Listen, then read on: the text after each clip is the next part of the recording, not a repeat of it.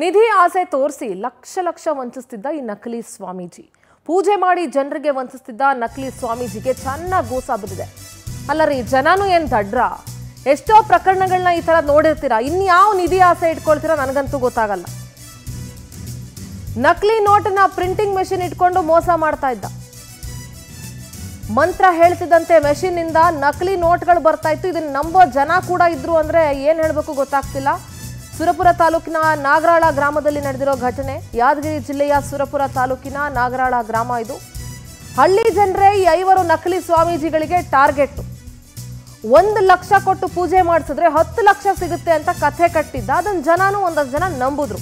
ಈ ಸ್ವಾಮೀಜಿಗಳ ಬಲೆಗೆ ನೂರಾರು ಕುಟುಂಬಗಳು ಬಿದ್ದಿದ್ದಾವೆ. ನಕಲಿ ಸ್ವಾಮೀಜಿ ಗ್ಯಾಂಗ್ ಅನ್ನ ಬಂಧಿಸಿ ಜೈಲಿಗಟ್ಟೋದಕ್ಕೆ ಒತ್ತಾಯ ಕೇಳಿ ಬರ್ತಾ ಇದೆ.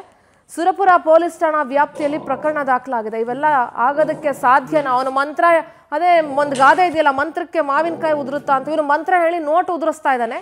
ಇದನ್ನ ನಂಬೋರು ಒಂದಷ್ಟು ಜನ.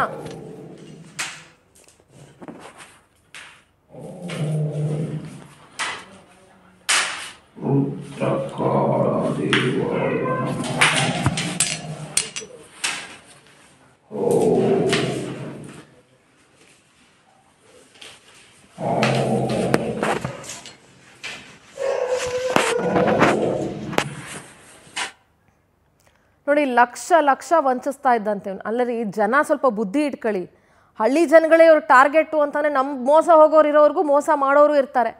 ಕಷ್ಟಪಟ್ಟು ದುಡಿದ್ರೇ ಇವತ್ತು ದುಡ್ಡು ಸಿಗೋದು ಕಷ್ಟ. ಅಂಥದ್ರಲ್ಲಿ ಕೈಯಲ್ಲಿ ಏನೋ ಒಂದು ಮಂತ್ರದ ಥರ ಒಂದು ಜಪಮಾಲೆ ಇಟ್ಕೊಂಬಿಟ್ಟು ಹಿಂಗೆ ಅಂದಿದ ತಕ್ಷಣ ದುಡ್ಡಿದ್ರು ಬಿಡುತ್ತೆ ಅಂತಂದರೆ ನಂಬೋರ್ಗೂ ಸ್ವಲ್ಪ ಬುದ್ಧಿ ಬೇಕು.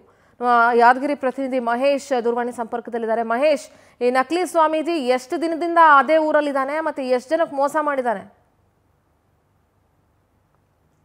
ನಕಲಿ ಸ್ವಾಮೀಜಿಗಳ ಒಂದು ಕುತಂತ್ರಕ್ಕೆ ಏನಂದ್ರೆ ಯಾದಗಿರಿ ಜಿಲ್ಲೆಯಲ್ಲಿ ಅಮಾಯಕ ಜನರು ಪಾಪ ಅಕ್ಷರಶಃ ನಲುಗು ಹೋಗ್ತಾ ಇದ್ದಾರೆ. ಯಾಕಂದ್ರೆ ಯಾದಗಿರಿ ಜಿಲ್ಲೆಯ ಸುರಪುರ ತಾಲೂಕಿನ ನಾಗರಾಳ ಗ್ರಾಮದಲ್ಲಿ ಘಟನೆ ನಡೆದಿರ್ತಕ್ಕಂಥ ಏನಂದ್ರೆ ನಕಲಿ ಸ್ವಾಮೀಜಿಗಳು ಮನೆ ಮನೆಗೆ ತೆರಳಿ ಏನಂದ್ರೆ ಅವರು ದುಡ್ಡಿದ್ದವರಿಗೆ ಮಾತ್ರ ಏನಂದ್ರೆ ಈ ಒಂದು ಬಲೆ ಬೀಸ್ತಾರೆ. ಯಾಕಂದ್ರೆ ನಿಮ್ಗೆ ನಾವು ಒಂದು ಮಂತ್ರ ಮಾಡಿಕೊಡ್ತೀವಿ, ಅದರಿಂದ ನಿಮ್ಗೆ ಅಂದ್ರೆ ದುಡ್ಡೆಲ್ಲ ಬೀಳ್ತಾ ಹೋಗುತ್ತೆ ನಿಮ್ಮ ಮನೆಯಲ್ಲಿ ಅಂತ ಕೂಡ ಅವ್ರಿಗೆ ನಂಬಿಕೆ ಅಮಾಯಕ ಮುಗ್ಧ ಜನರನ್ನ ಲಕ್ಷಾಂತರ ರೂಪಾಯಿ ಹಣ ವಸೂಲಿ ಮಾಡಿರ್ತಕ್ಕಂಥದ್ದು. ಈ ಒಂದು ಗ್ಯಾಂಗ್ ಅನ್ನು ಕೂಡ ಈಗಾಗಲೇ ಪೊಲೀಸರು ಬಂಧಿಸಿದ್ದಾರೆ. ಅವ್ರಿಗೆ ಪೊಲೀಸರು ಬಂಧಿಸಿದ್ದಲ್ಲದೆ ಏನಂದ್ರೆ ಏಕೈಕ ಅವ್ರನ್ನ ಮತ್ತೆ ಬಿಟ್ಟಿದ್ದಾರೆ. ಈ ಒಂದು ಅಮಾಯಕರ ಮೇಲೆ ಮಾಡ್ತಕ್ಕಂಥ ಮೋಸಕ್ಕೆ ಪೊಲೀಸರು ಕೂಡ ಎಲ್ಲೋ ಒಂದ್ ಕಡೆ ಸಾಥ್ ನೀಡ್ತಾ ಇದ್ದಾರೆ ಅಂತ ಕೂಡ ಅಲ್ಲಿನ ಸ್ಥಳೀಯರು ಕೂಡ ಬೇಸರ ವ್ಯಕ್ತಪಡಿಸಿರ್ತಕ್ಕಂಥದ್ದು. ಆದ್ರೆ ಈ ನಕಲಿ ಸ್ವಾಮೀಜಿಗಳನ್ನ ಬಂಧಿಸಿ ಆದಷ್ಟು ಬೇಗ ಇವರಿಗೆ ಕಠಿಣ ಶಿಕ್ಷೆ ಕೊಡಬೇಕು. ಇಲ್ಲವಾದಲ್ಲಿ ಇನ್ನು 10 ಜನರಿಗೆ ಈ ರೀತಿಯಾಗಿ ಮೋಸ ಮಾಡ್ತಾರೆ ಎಂದು ಕೂಡ ಅಲ್ಲಿನ ಜನರು ಹೇಳಿರ್ತಕ್ಕಂಥದ್ದು. ಸಿಂಧೂರ,